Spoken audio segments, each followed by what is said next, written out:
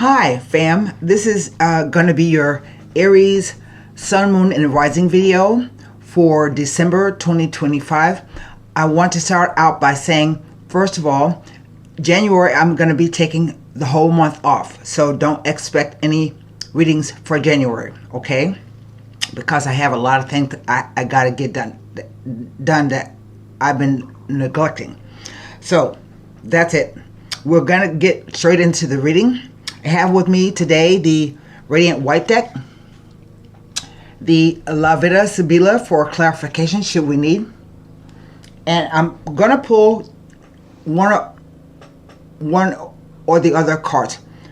I have the Angel Answer cards for general questions, and I'm going to pull the Romance Angels if it's a relationship issue, okay?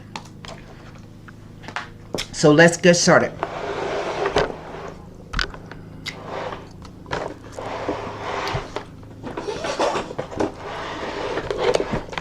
I've already done some meditation and shuffling on your sign and glyph. So hopefully you can see the cards quite well. I don't know. I'm going to put another shuffle and ruffle on the cards themselves, and we will see how it goes. Okay, let me light up an incense and a candle. We want to make it pleasant in here for any type of spiritual energy to come and assist us with what we're doing.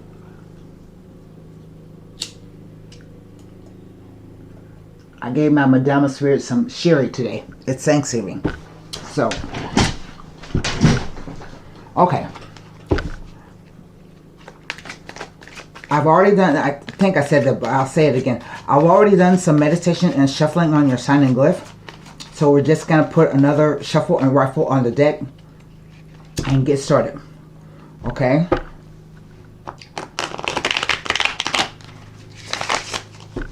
This will be a 9-card spread. Cut the deck. Here we go. The 7 of Wands. The 5 of Swords.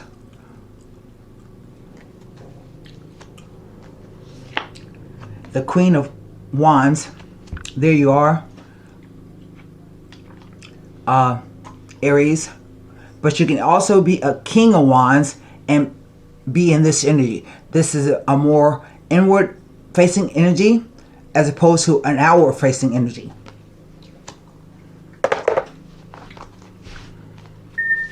Next row, the Queen of Cups.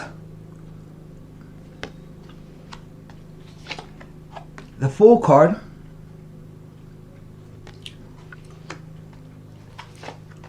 The Chariot card. That's nice.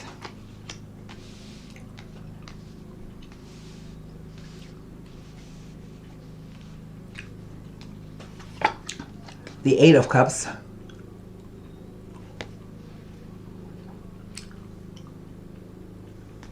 The Devil card. And finally, we have the Ace of Swords. What's over the entire reading? The energy of the 10 of Wands. Okay?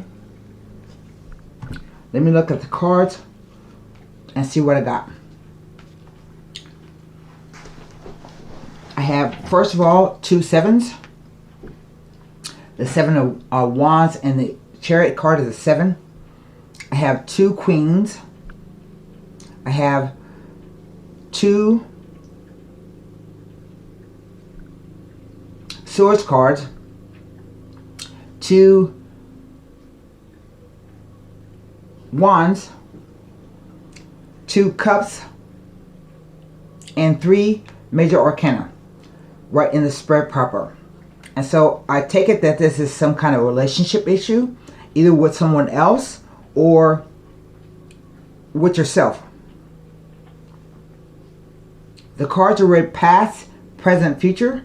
Past, present, future with the interplay of the cards. Right in the center, we have the Fool card. The Fool is a 0. So 1 plus 0 is 1. 0 is the sum of everything and nothing. Okay? It talks about new experiences, new ideas, new maybe travel. But also it talks about not being foolish. It says that you should open yourself to new things happening, but also don't be foolish at the same time. Okay. The Seven of Wands is a 7. All 7s, no matter if it's a pip card or a major arcana, all 7s are spiritual numbers. They say that you should stop and think about what you're doing before you step out into something new. The Fool card. It also says you're in a, you can absolutely do what you want to do if you think about it first. So with the Seven of Wands, it says to me that in the past, because it's on past column and a past row, you have been very busy. You have been juggling lots of things. Usually wands are connected with your career, but for me, the wands always talk about your focus, your passion, your determination. And the Seven of Wands says you are in a better place than you realize. All these wands coming up from the bottom is you trying to handle all the things that are coming at you. It says that you have character, that you have all the determination, that you are thought of very, your character is very thought of very well, but it shows me too that you may have had to get up quickly and do a thing. It implies haste to me because the guy has on 2 different shoes. He has on a boot and a shoe. This is supposed to mean being of 2 minds about something, but I don't think you are of 2 minds. I think you had to get up quickly and handle a whole bunch of projects or things coming at you. But now we go to the Five of Swords. Swords represent thoughts, beliefs, perceptions, ideas, and communication. So to me, the Five of Swords is all about an argument or a conflict or a dispute. Someone talking bad about you. Maybe someone stealing something from you. It says you need to be careful, be wary when this card appears because there could be some underhanded dealings going on. Like someone trying to take a person, something important or something important or someone important to you. But it also says be careful about fighting with people because they will stoop to no level to win. It can explode into anything. But it also says if you are in the position where people are talking about you or thinking bad thoughts about you or treating you badly, stand up for yourself in a dispute. Fives represent terse, changing energies, discordant energies. Here we have the Queen of Wands. It could be an Aries, Sagittarius, or Leo, but usually she's the entrepreneurial queen, meaning she either has a lot of irons in the fire or she handles a lot of projects. Usually she delegates and people will do things for her. Followed by the Queen of Cups. Now, I don't know if this is 2 separate people right now or if it's 2 separate aspects of yourself. It can be both. That's the way the core cards work. So we have the Queen of Cups. And the Queen of Cups is usually kind of psychic. She's kind, she's giving, she's nurturing. But sometimes she can be too focused on her own emotions. Okay? Segueing over to the Chariot card. The Chariot card is another 7. And again, 7s talk about getting a handle on your emotions. I think so, because we have this here. You may have too much fire or you may be too watery, too sensitive. And so the the Chariot card says if you can control your emotions, you absolutely, positively can do what you want to do or get where you want to go. We have to remember the Chariot card is a war vehicle in olden times. And it's a long, bumpy, dusty, hard road. It's not like a ride in a Lexus or anything like that. It's about using your will and desire and your focusing your emotions on what you really want. If you look, he doesn't even have any reins attached. Okay? But he's driving the chariot anyway. So this is about focusing your emotions on what you actually really want. But we come now to the Eight of Cups. And this card represents the only eclipse moon in the deck. I don't know if this is a past eclipse because it's in the past, or a future eclipse because it's on a future row. We have a future eclipse coming up in February in Aquarius. I think February 14th. And eights can be positive numbers. They usually are karmic numbers. They represent money.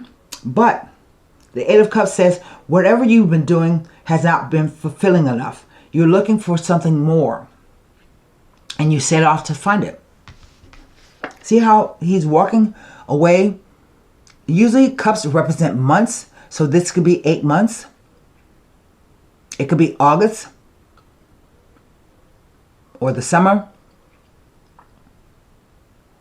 And so this card says no matter how much energy and time and effort you put into a situation, if it's not working, just leave it alone altogether. Because you may formulate new plans that will be very beneficial to you. Then we come to the Devil. This is one of the most feared cards next to the Tower. The most feared cards in the tarot deck. It doesn't mean what you think it means. The Devil can represent obsession, materialism, power games and control, like who has power and who doesn't, how you will power, someone using power for their own gains. But sometimes it just represents the third dimensional world, like being too materialistic. It focuses on things that we have to do, we like to do, we do to live, like making money, having sex, drinking, drugs, gambling, all those things that make up a person's life.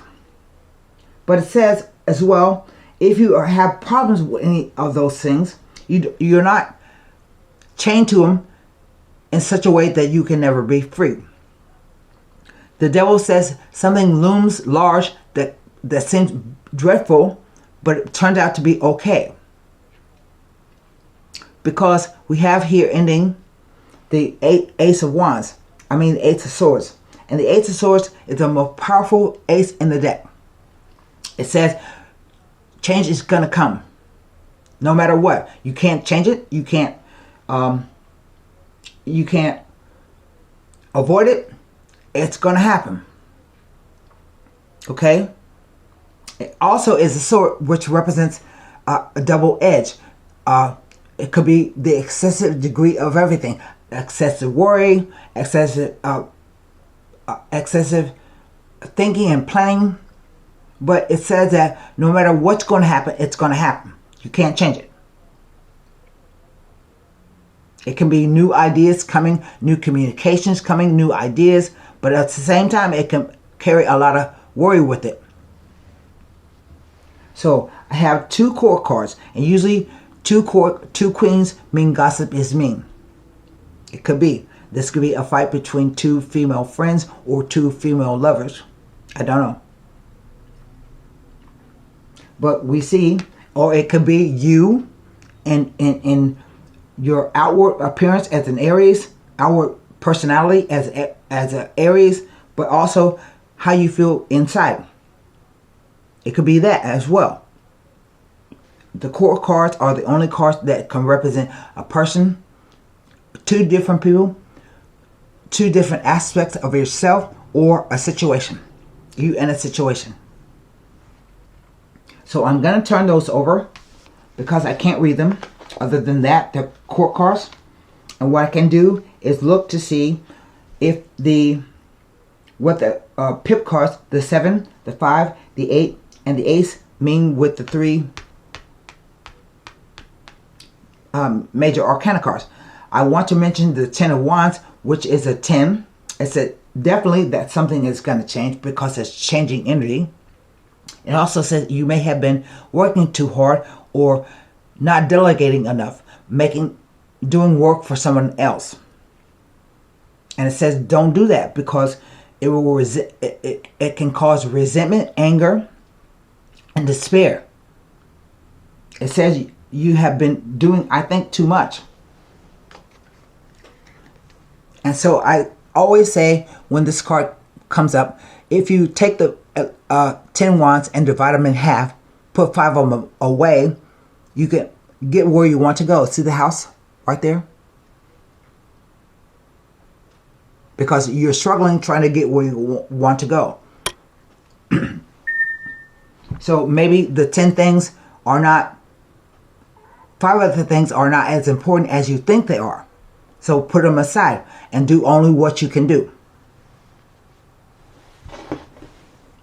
I think you got rid of 3 of the things, or 4 of the things, because there's 6 wands right here, which tell me that a little bit that you had some success in accomplishing maybe 6 things, but the 7th thing is you hanging on to the 7th thing.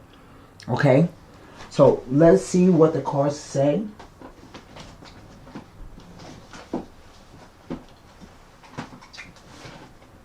I haven't been feeling well.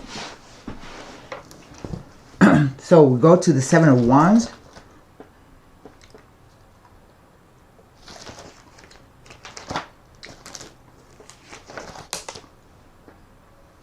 And the 7 of Wands, 2 sevens here, speak of false friends. So maybe this is the second person. You had some kind of dispute with them, or argument, or fight, and you decide to leave the person behind. Or this person just, you break up. Okay? The 5 of Swords.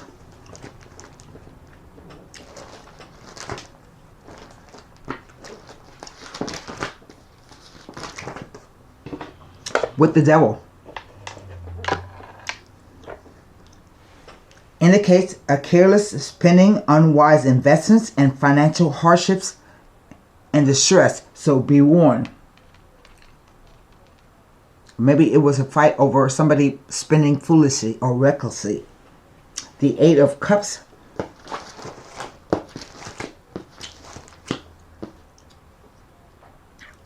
With the Chariot. Is a warning not to get involved in unnecessary gossip, which is what I said, uncomfortable situations, or behave in a judgmental way. Instead, focus on yourself, your goals and aspirations, and channel your energy toward your own success. Contain yourself and direct your focus and energy towards achieving your goals and aspirations. That's what I said. I think maybe someone was, in some way, was trying to hold you back. The Ace of Swords.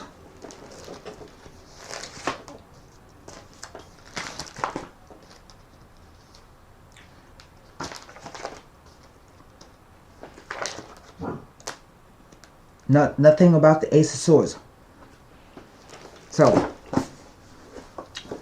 there you go. So, I don't know if I should pull a romance angel or a angel answer. I would suspect that I should pull both. So, formulate a question for the angel answer cards, because I don't know if this is a romantic relationship or a friendship.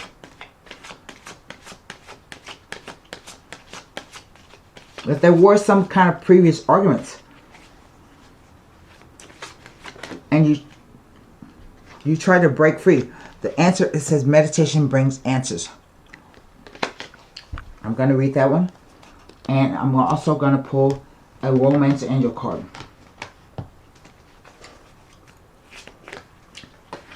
I think someone in this friendship or relationship tried to break free, but someone was holding you back.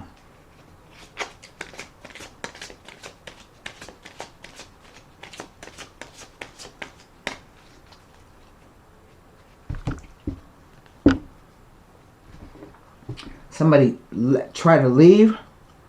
You know, they try to focus their energy to leave. And this just tells me, I think that someone is going to be victorious in what they choose to do. They're going to break free. And maybe that to both break free of each other. This could be a business relationship, a friendship, two sisters. It could be anything. It could be even two different aspects of yourself. You have been battling back and forth with yourself about things, but then you finally make a decision to leave whatever situation you're in. After much fear. The devil.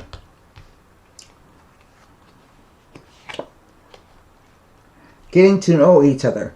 Ask as you reveal yourself to each other, your bond deepens. I don't know. Meditation brings answers.